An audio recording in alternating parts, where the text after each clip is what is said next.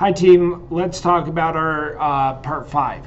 So we have a cylinder here that's 140 long and the diameter is 100.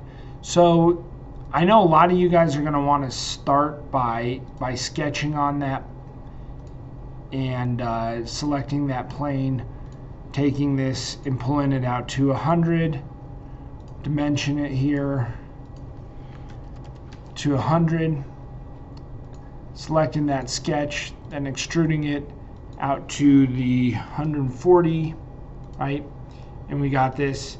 And then you could sketch on this face, sketch out your circles, and cut them down. You could do it like that and you'd get the right answer. However, this is actually not the easiest way to build it. And I want to teach you about a new feature on how to build. So if I'm starting over, which I will, right? So what I really want to do is I'm going to be using this Revolve feature. So I like to use my Revolve feature on the front plane. So again, I am gonna use this 140 and this 100 again.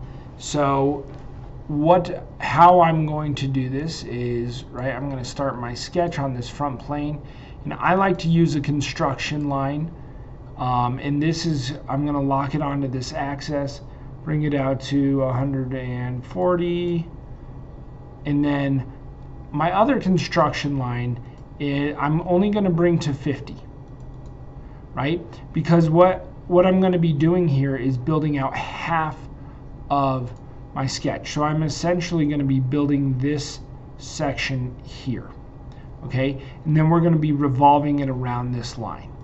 So when I turn on my Smart Dimension tool and I drop this to 140, and this one I'm going to drop to 50.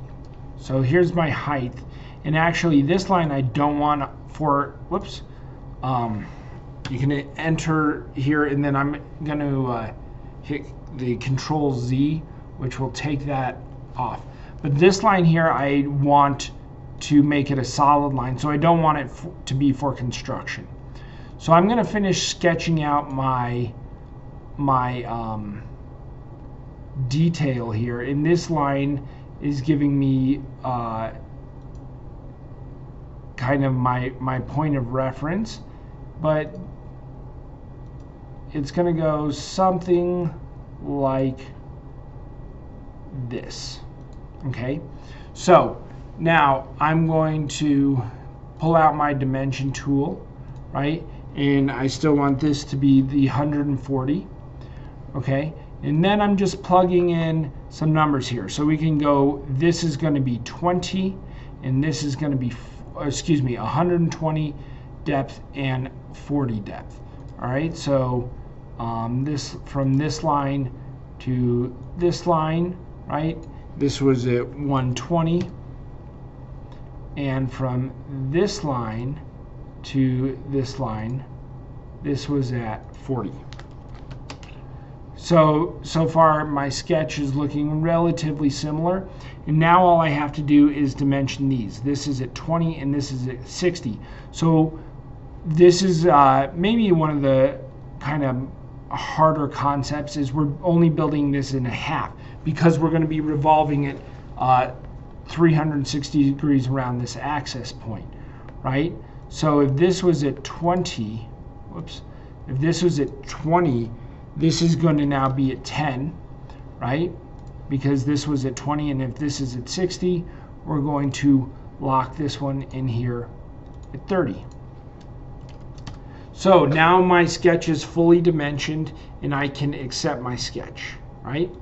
So now all I need to do is I'm going to use this, I'm going to highlight my sketch, and I'm going to click here on the Revolve feature, and it's going to ask me what axis do I want to revolve around, and I'm going to select this line that we're revolving around. And then if you accept your sketch, right, we have revolved we've revolved around that access point, and you built that part out just off of the sketch. So instead of having 3 different sketches and 3 different extrudes for this part. We're doing it all in one step, and with it, it's a pretty clean process to get that. So go ahead and check that part for your mass in your mass properties document.